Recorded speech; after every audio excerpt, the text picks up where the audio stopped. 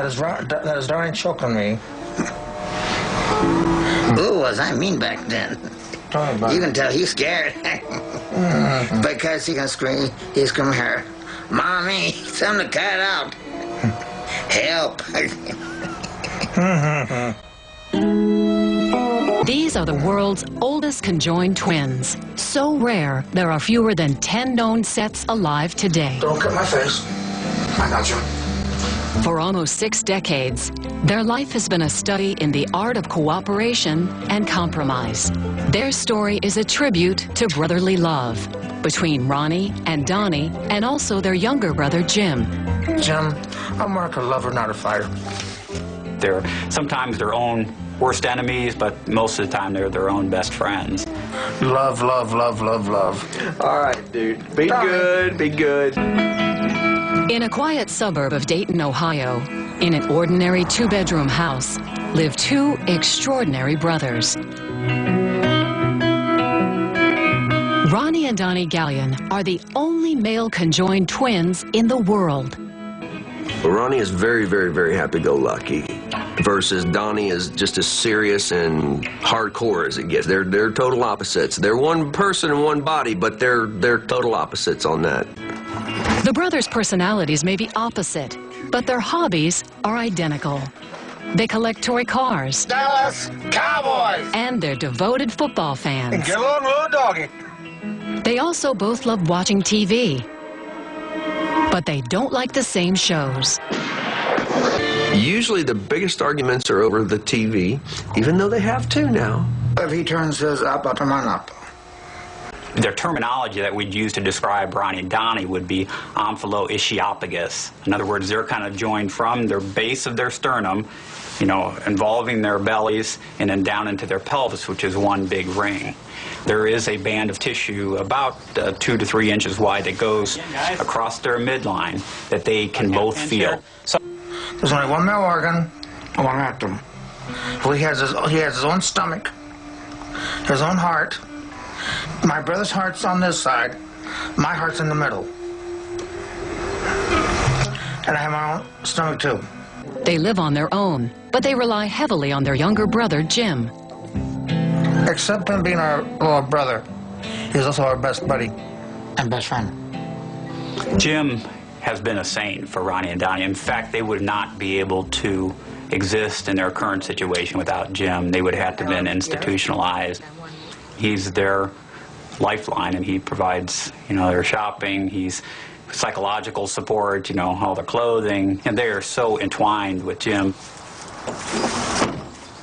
Ronnie and Donnie may live independently, but as conjoined twins, they're never independent of each other. The closeness that Ronnie and Donnie share is not always a positive. When you think if you took somebody, even the person you care about the most, and you were chained to them 24 hours a day, never being able to get away, their whole life is a compromise. They're really not like his brothers. They're more like we've got more kids that we're taking care of. I mean, it's just that. No telling how long they'll be around, but as long as I can keep them free and independent, that's where I'm headed. From the day they were born, the family received offers for Ronnie and Donnie to appear at fairs as a sideshow attraction. It was a difficult decision for Dad Wesley, but with 9 children to support, he took the twins on the road. The twins loved life on the road as celebrities, enjoying fortune and fame. It also let them give back to a caring family. I'll put it this way, when we travel to carnivals, we support our family. Dad had made a living through Donnie and Ronnie and supported 9 kids on that. We're proud of them for it. I'm proud of them for it. Not everyone approved of the brothers appearing as a sideshow act. Some people are like, well, that's offensive, having them make a living in that. That's just not right. Well, what are they supposed to do? It's not like they can go out and drive a truck for a living. Even as Ronnie and Donnie attracted public attention, it was difficult to form personal relationships. They would both love to have been able to date and to be individually married and to father children, but having just one set of male organs, who would be the father? You know, there's 2 brothers there. I mean, that gets a little quirky, does it not? Although they're 57, the twins can still feel a little frightened sometimes. One advantage of being conjoined is that they don't have to face their fears alone. But inevitably, there will come a day when one of them has to face fear and bereavement on his own. Ronnie and Donnie's death will be as unique as their life. When you look at the literature on conjoined twins throughout history, and when one dies, it is kind of interesting that it isn't immediate that the other one will die. In other cases, in some of the other conjoined twins, it's up to 17, 18 hours after one had died that the other one would die. So if you can imagine that point in your life that you're joined somebody you've spent your whole life with, basically, and they're dead, and you know what's coming. You know, obviously at that point, if that happened to Ronnie and Donnie, you would have to, I think, sedate the other one just to get them through that time period until nature took its course. Jim and Mary try to brace themselves for that sad day. Their health isn't. We're seeing it go down every year. We're seeing it decline. And we talk about that. We're like, now every birthday is a big celebration because we don't know if that's going to be. Because they made another milestone. Yeah. Exactly.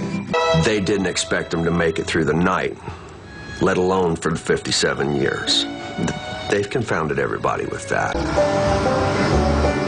God bless America, my home,